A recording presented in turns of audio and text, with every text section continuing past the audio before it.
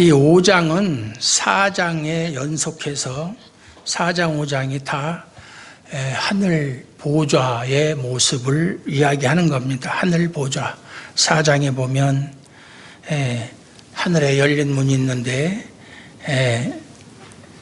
요한이 음성을 들어요. 이리로 올라오라. 그래서 이후에 마땅히 일어날 일들을 내가 네게 보이리라.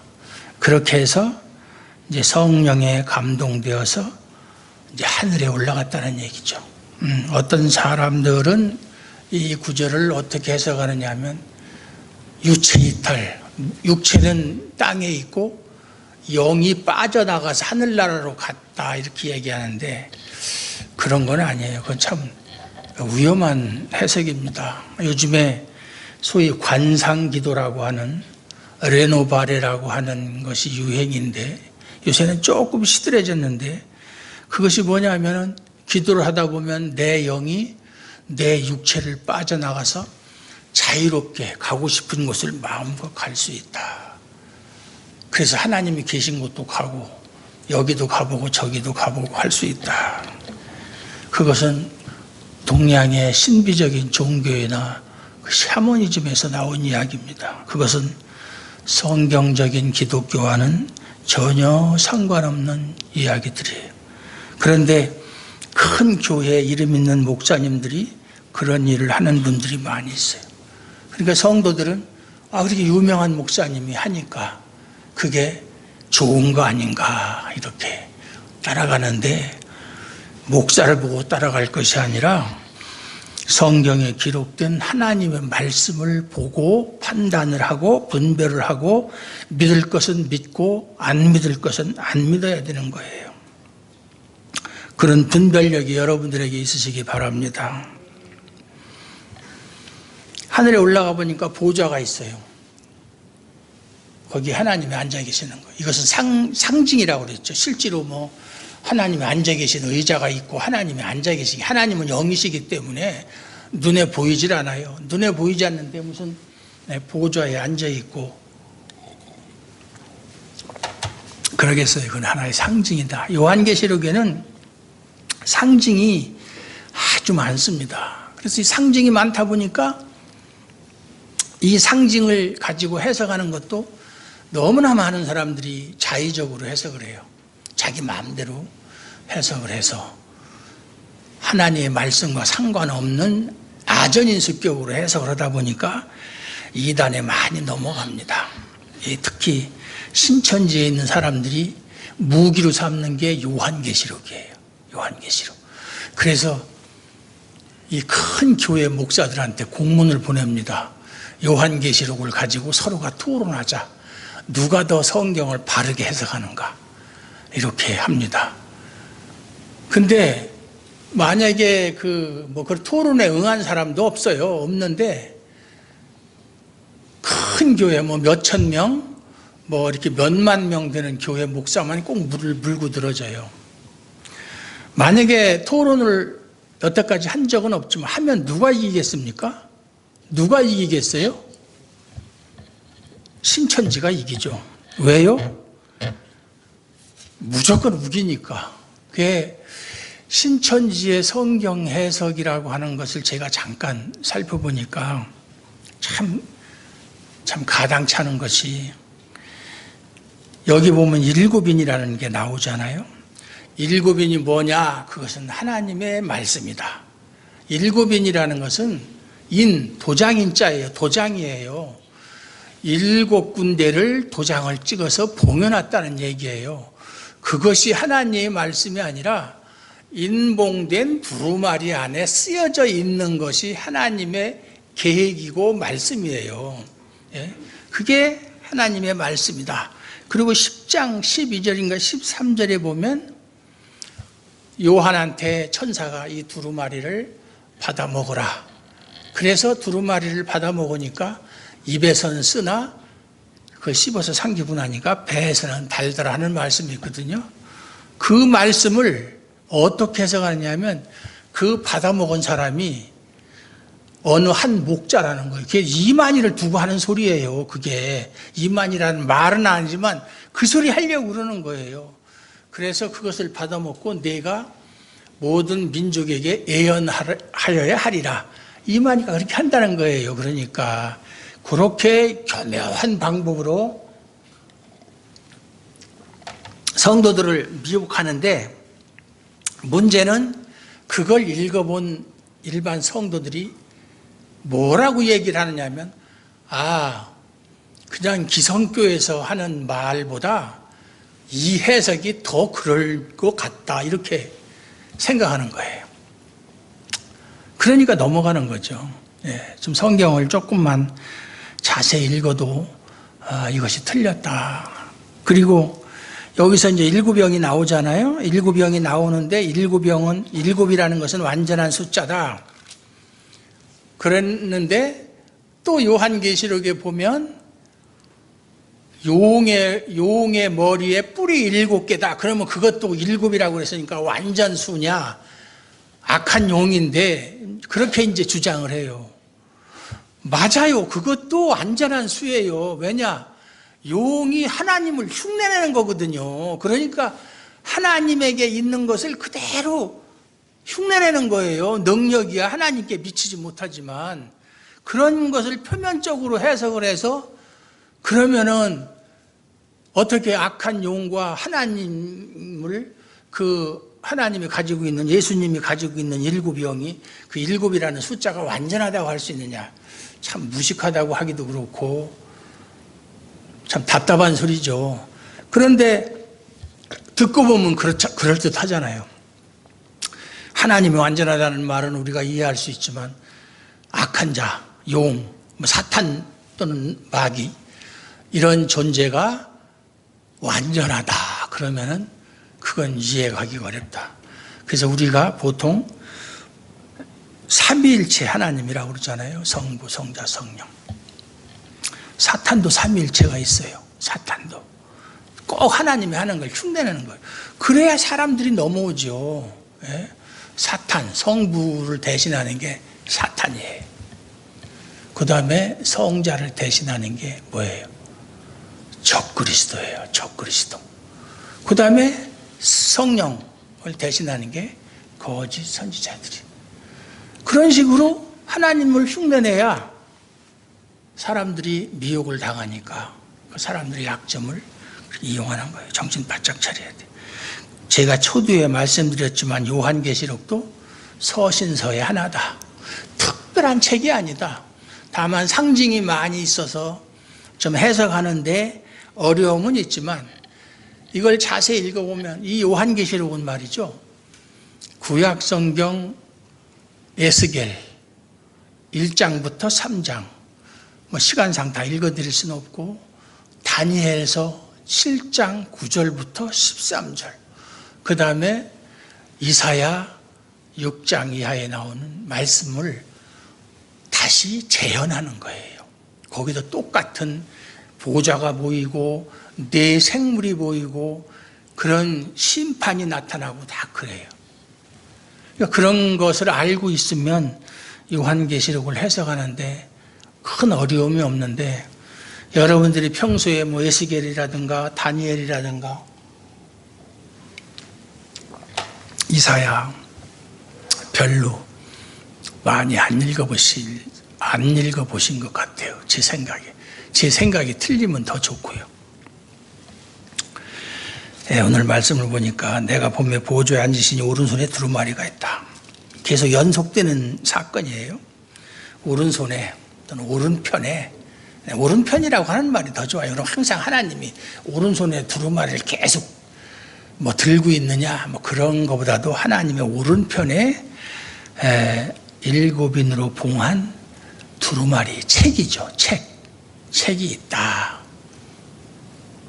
오른편, 우리가 보통 하나님의 오른편 그러면 능력과 권세를 상징하는 뜻이죠. 그래서 그 책이 무슨 책이냐? 근데 여기 보니까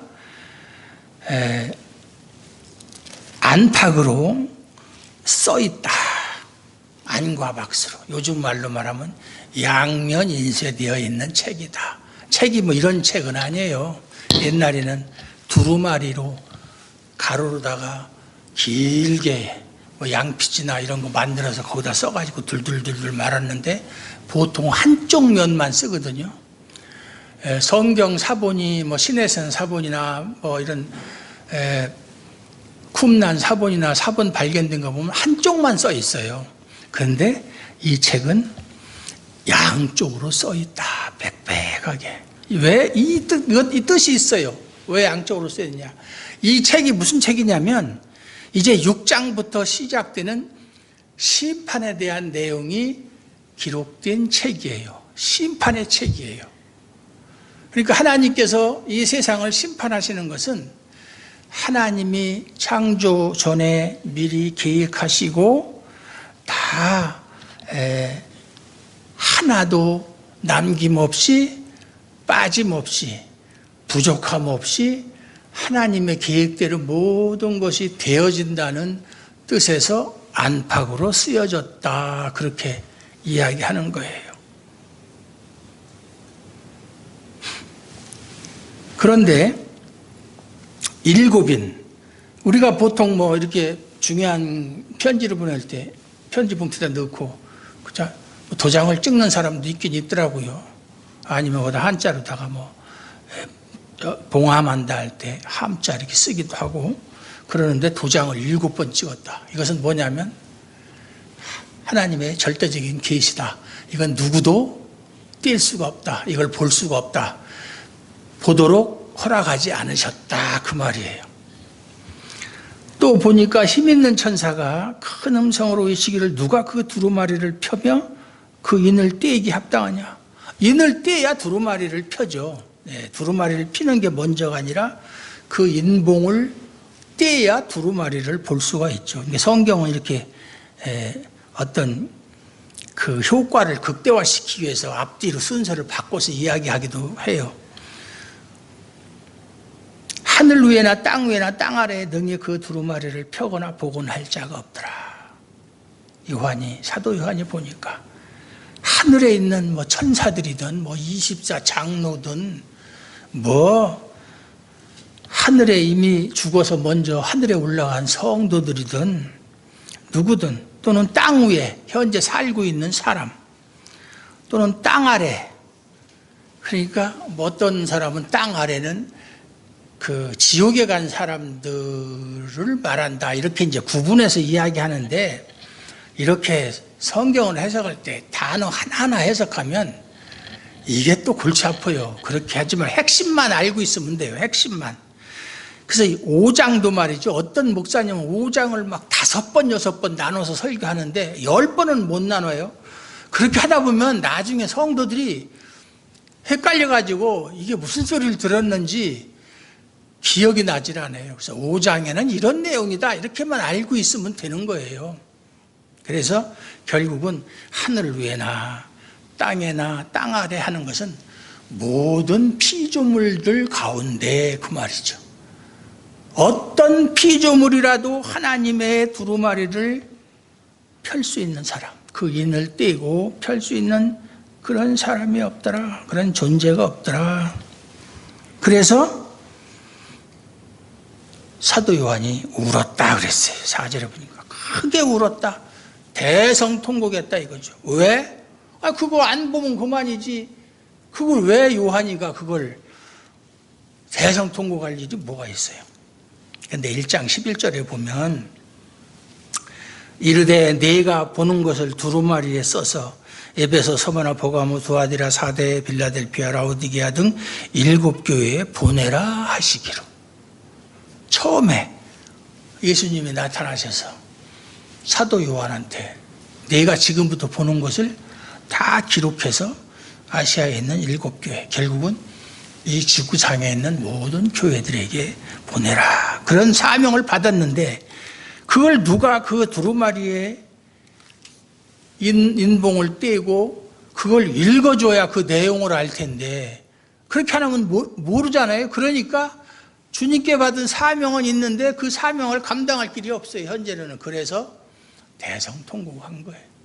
우리가 하나님께 사명을 받았을 때 그 사명을 감당하지 못해서 안타까워하고 가슴을 치는 그런 사명감이 있어야 돼요. 네. 장로 중에 한 사람이 24장로예요. 24장로 중에 한 사람이 내게 말하되 울지 말라. 유대 지파의 사자 다윗의 뿌리가 이겼으니 그 두루마리와 그 7인을 떼시리라 하더라. 그러니까 유대 지파의 사자 다윗의 뿌리가 누구예요? 예수님이잖아요. 예수님. 예수님이 이겼다. 이긴 자가 되었다. 예수님께서도 아시아에 있는 7교회에 대해 말할 때 이기는 자는 내가 그에게 면류관을 주리라. 이기는 자. 구원받은 성도는 다 이긴 자예요. 이긴 자. 저와 여러분 다 이긴 자인 줄 믿으시기 바랍니다. 그 이긴 자의 대표 되시는 예수님만이 그 두루마리와 그 7인을 떼시리라 하더라. 왜? 자신의 피로 하나님의 뜻을 이루시기 위해서 하나님께서 택하신 백성들을 구원하셨기 때문에 충분히 그 인을 떼실 만한 자격이 주어졌다. 그 말이죠. 예. 내가 또 보니 보좌와 네 생물과 장로들 사이에 한 어린 양이 서 있는데, 이제는 하나님 중심에서 어린 양 중심으로 화면이 바뀝니다. 한 어린 양이 서 있는데 일찍이 죽임을 당한 것 같더라. 일찍이 죽임을 당한 것 같더라는 얘기는 죽었지만 지금 살아계신다, 그 뜻이에요. 살아계신다. 그러니까 과거적 현재를 말하는 거예요. 옛날에는 일찍이 죽었었는데 지금은 살아계시다. 그에게 7뿔과 7눈이 있으니 이 눈들은 온 땅에 보내심을 받은 하나님의 7영이더라. 하나님의 7영이 뭐라고 그랬죠? 성령이라고 그랬죠. 이것은 뭐냐? 성령은 무슨 영이에요? 지혜의 영이에요. 그러니까 예수님은 7영, 성령이 충만하시다는 얘기죠. 그래서 모르는 게 없다는 얘기죠. 지혜가 완전하다는 얘기죠. 그런 지혜를 가지신 분이시다. 그래서 어린 양이라는 표현이 많이 나오는데, 어린 양 하면 우리는 새끼 양 이렇게 생각하잖아요. 새끼 양. 새끼 양이 무슨 힘이 있겠어요? 자기 엄마를 떨어져서는 살 수 없는 그런 어린 양. 예수님을 그렇게 어린 양이라고 표현한 것은 예수님이 33살 때 죽으셨잖아요. 그래서 일찍 죽으셨다는 것을 상징적으로 표현하는 말이 어린 양이에요. 왜 양이냐? 양이 우리가 죄를 졌을 때 양에게 내 죄를 전가시키기 위해서 안수하고 그것을 잡아서 내가 죽어야 될 것을 대신해서 양이 죽어서 제물로 드려지니까, 예수님이 우리의 죄를 위해서 제물이 됐으니까 일찍 죽으셔서 우리의 제물이 되셨기 때문에 어린 양이라고 그렇게 표현하는 거예요. 네. 그 어린 양이 나와서 보좌에 앉으시니 오른손에서 두루마리를 취하셨다. 하나님이 주셨어요. 네가 인을 떼고 이제 그 두루마리를 피라는 얘기죠. 이 두루마리를 피라는 얘기는 단순하게 그저 인봉을 떼고 두루마리를 펴서 읽으라는 뜻이 아니라 이 두루마리에 기록된 대로 심판을 행하라는 뜻이에요. 그 권세를 하나님으로부터 예수님이 받으셨다는 거예요. 그 심판의 내용이 6장부터 22장까지 계속되는 내용입니다. 그 두루마리를 취하심에 네 생물과 24장로들이 그 어린 양 앞에 엎드려 각각 검은고와 향이 가득한 금 대접을 가졌으니 이 향은 성도의 기도들이다. 성도의 기도들이다. 그리고 9절에 보면 새 노래, 찬송하는 거죠. 하나님을 찬양하는, 하나님을 찬송하는 거예요. 24장로든 어떤 천사들이고 간에 어린 양 앞에서는 다 엎드려서 어린 양을 찬양하는 새 노래를 부르고, 또 성도들이 지상에서 하나님과 예수 그리스도에게 올린 기도가 다 그것을 기도를 받으시기에 합당하신 분이시다. 그 뜻이에요. 제가 지난 수요일 날 성경 공부할 때 책에 대해서 잠깐 이야기했는데, 이 하나님이 가지신 책이 이 책 하나뿐이냐? 우리가 보통 책 하면 제일 먼저 떠오르는 게 무슨 책이에요? 생명책이죠. 생명책. 이거는 심판의 책. 또 말라기에 보면 기념책이라는 것도 있어요. 그러면 세 종류의 책이냐? 아니면 오늘 어린 양이신 예수님이 그거를 받아서 인을 떼고 펼친 그 책 속에 생명책에 관한 내용이 들어있고 또 하나님을 찬양하는 기념이 되는 내용이 들어있는 것이냐. 그러니까 하나의 책 안에 생명책에 관한 내용 이렇게 있는 것이냐, 아니면 따로따로 있는 것이냐. 그건 뭐 학자들마다, 어떤 사람은 이 6장에서 22장까지 내용을 보면 심판의 내용도 있지만 하나님께서 성도들을 어떻게 보호하시는가, 어떻게 구원으로 인도하시는가 하는 내용이 들어있기 때문에 그것이 바로 생명책이 아니겠는가, 이렇게 주장하는 사람도 있고, 어떤 사람은 말하기를 이 두루마리는 안팎으로 쓰여져 있다고 그랬잖아요.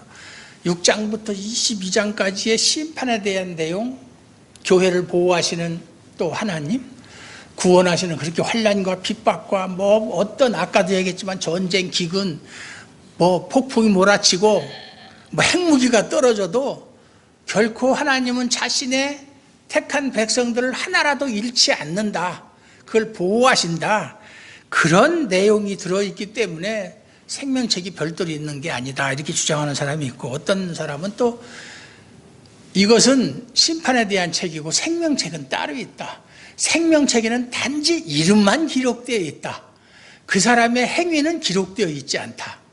왜? 생명책에 기록됐다는 것은 구원받았다는 얘기인데 구원받은 사람의 행위는 따질 필요가 없다. 왜? 우리의 구원은 우리의 행위로 말미암아 되는 것이 아니기 때문에. 그럴듯한 해석이죠. 그죠? 저도 그 해석이 참 괜찮다 하는 생각이 들어요. 제가 정말 참 지혜가 충만해서 그냥 요한계시록 아니라 어떤 거라도 그냥 완벽하게 그렇게 해석해서 여러분들한테 가르쳐주면 저도 속이 뻥 뚫리고 목소리도 뚫리고 콧구멍도 뚫리고 다 뚫릴 것 같은데, 그러지 못해서 안타까운데 한편으로는 안타까울 거 없어요. 하늘 위에나 땅 위에나 땅 아래에 그런 사람은 하나도 없으니까 그 마찬가지예요. 그래서 생명책이 따로 있다. 그래서 생명책에 있는 사람은 여기 심판의 내용에 해당되지 않는다. 예를 들어서 박현수라고 딱 이름이 있으면, 물론 이 세상에 박현수라는 이름이 엄청나게 많겠죠. 예? 전화번호 책 찾아보면 박현수 많겠죠. 박현수 A, B, C, D 이렇게 나가는. 근데 하나님은 그런 표시를 안 해. 너 박현수 하면 이게 어떤 박현수인지 알아요. 예, 생명책에 딱.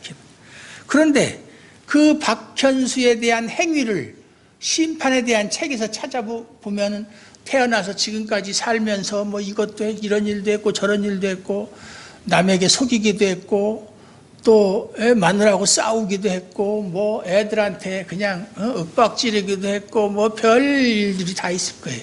그걸 다 기록했다. 그걸 기록할 이유가 뭐였어요? 그걸 기록했다는 건 그 기록한 것에 따라서 뭔가를 그에게 주겠다는 얘기인데, 이미 생명책에 기록된 사람은 따질 필요가 없잖아요. 따지는 게 무의미하잖아요.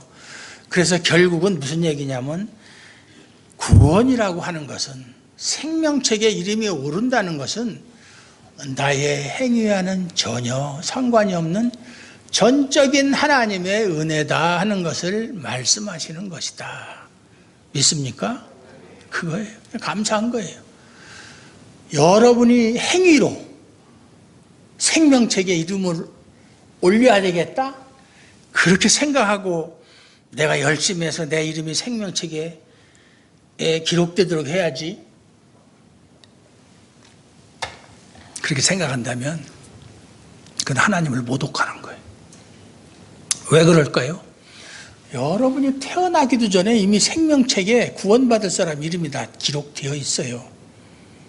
그런데 뭐 태어나고 한참 지금 세상이 창조된 지가 정확하게 몇 년인지는 모르지만 창조 전에 다 하나님이 기록해놨는데 창조되고 나서 한참 후에 태어난 사람이 뭘 해가지고 그 이름을 올리겠어요? 그건 말이 안 되는 얘기죠.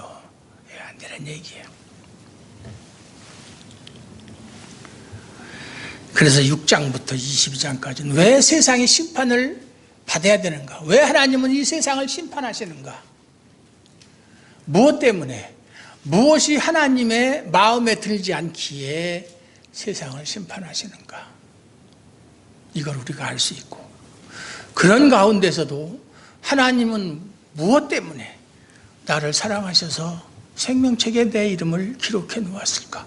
그렇다고 해서 여러분들 내 이름은 과연 생명책 몇 페이지에 내 이름이 있을까? 그거 호기심 가질 필요 없어요. 그렇게 생각하는 사람 많아요. 내 이름이 과연 생명책에 있을까? 그래서 한참 막 그거 생각하다가 막 꿈까지 꿔가지고서 꿈에 보니까 생명책에 내 이름이 없더라 그래가지고 아이고 나는 이제 망했네. 내가 아무리 예수 열심히 믿어도 나는 이제 틀렸네. 이렇게 생각하는 사람이 있을 수도 있어요. 참 어리석은 짓이죠. 우리의 이름이 생명책에 기록이 되었느냐 관심 가질 필요가 없어요. 관심 가질. 내가 지금 하나님 앞에서 어떤 모습으로 살아가는가를 보면은 자기 스스로가 알 수가 있어요. 그것이 중요한 것이지. 생명책에 기록된 거 알면 나는 어차피 구원받을 사람이야. 내 이름은 생명책에 있으니까 이제부터는 내 하고 싶은 대로 다 해도 괜찮아. 그렇게 생각할 수 있는 사람들이 너무나 많다. 구원파 사람들처럼 그거는 안 된다. 그래서 하나님이 그렇게 하지 못하도록 생명책에 비밀을 감추어 두셨다. 자기는 알아요.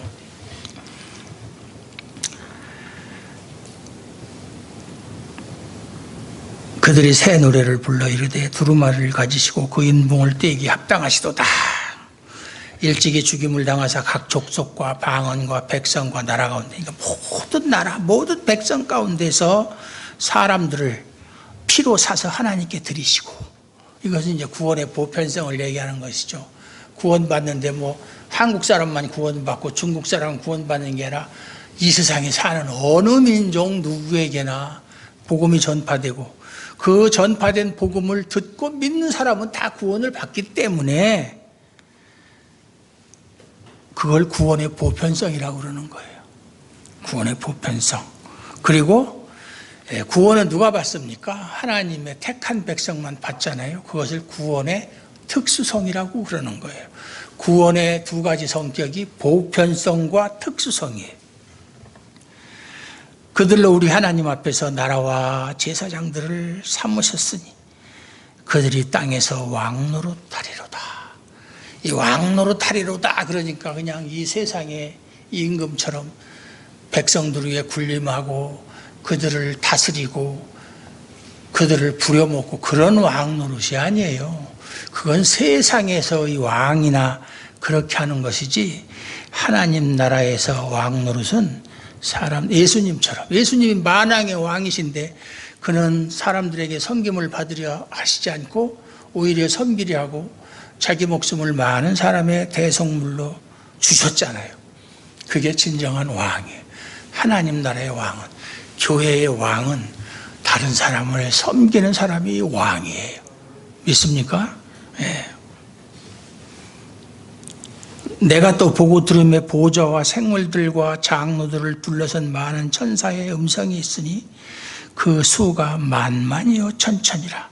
만만이요 천천이라 하는 것도 엄청나게 많은 수의 천사들이라는 뜻이지, 정확하게 몇 명, 만 곱하기 만, 1억, 천 곱하기 천, 100만 이런 숫자를 얘기하는 것은 아니에요. 엄청나게 많은 그런 천사들이, 이루 헤아릴 수 없는 많은 천사들이 그렇게 큰 음성으로 이르되 죽임을 당하신 어린 양은 능력과 부와 지혜와 힘과 존귀와 영광과 찬송을 받으시기에 합당하도다 하더라. 원래 이렇게 능력과 부와 지혜와 힘과 존귀와 영광과 찬송을 받으시기에 합당하신 분이 누구예요? 하나님이잖아요. 근데 어린 양에게 이런 호칭을 쓴다는 것은 어린 양이 하나님이시다, 그런 뜻이에요. 예. 내가 또 들으니 하늘 위에와 땅 위에와 땅 아래와 바다 위에와 또 그 가운데 모든 피조물 보좌에 앉으신 이와 보좌에 앉으시니 하나님이죠. 성부 하나님. 어린 양에게 찬송과 존귀와 영광과 권능을 세세토록 돌릴지어다. 동일하게 보좌에 앉으신 성부 하나님과 어린 양에게 동일한 찬송과 영광과 권능을 존귀를 돌려드렸다. 동일하신 하나님이라는 거죠. 예. 이런 거 보면 예수님이 하나님이라는 걸 알 수 있잖아요. 근데 여호와의 증인이나 이런 사람들은 예수님은 피조물이라고 그래요. 안식교도 마찬가지고 피조물인데 피조물 중에서 좀 가장 먼저 피조되었고 가장 지혜가 뛰어난 피조물이다, 이렇게 이야기를 합니다. 왜냐하면 삼위일체를 부정하려니까 그런 소리를 하는 거예요.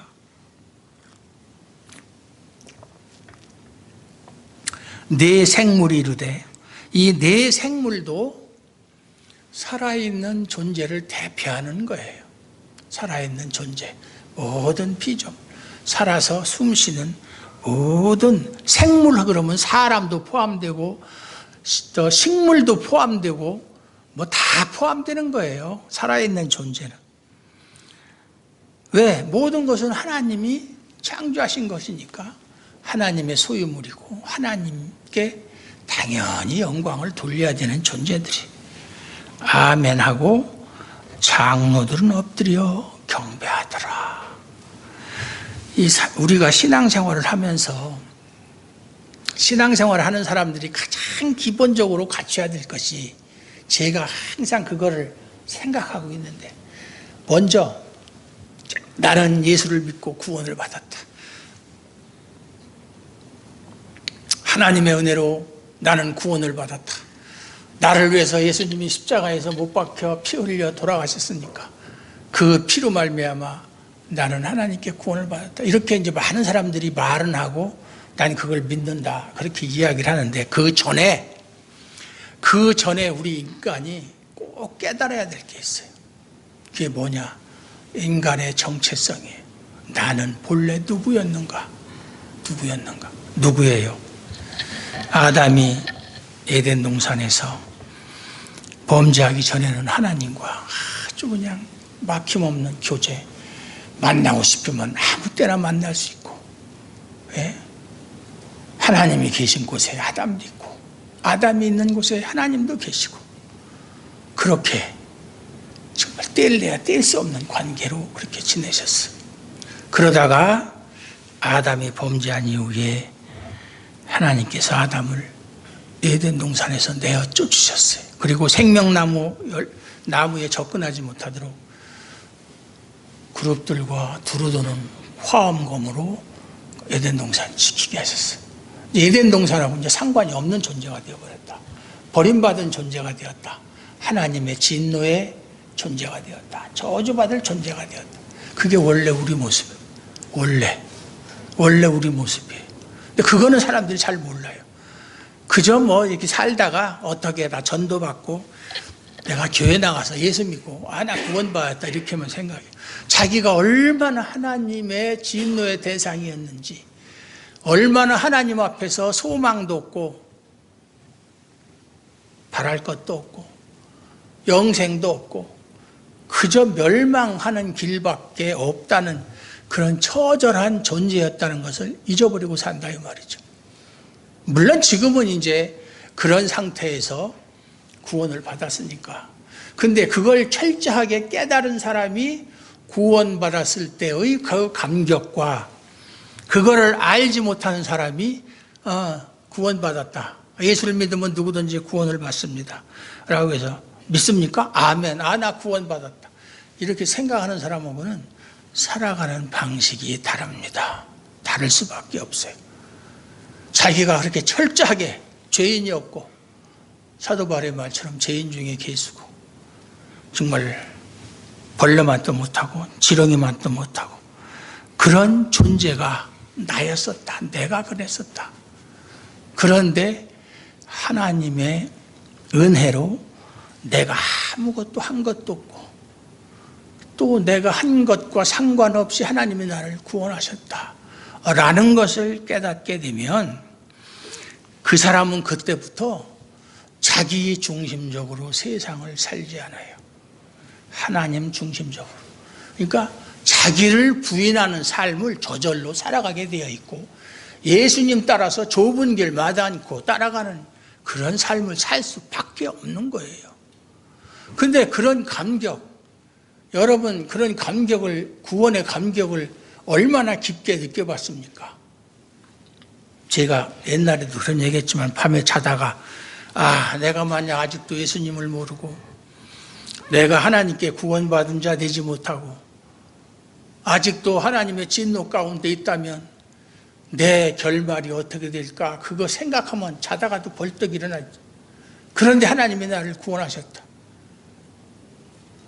내가 뭐라고 아무것도 한 것도 없는데 내가 하나님 앞에 이쁘게 보인 것이 하나도 그러면 너무나 감사하죠. 너무나 감사하죠. 세상을 다 가진 것 같죠.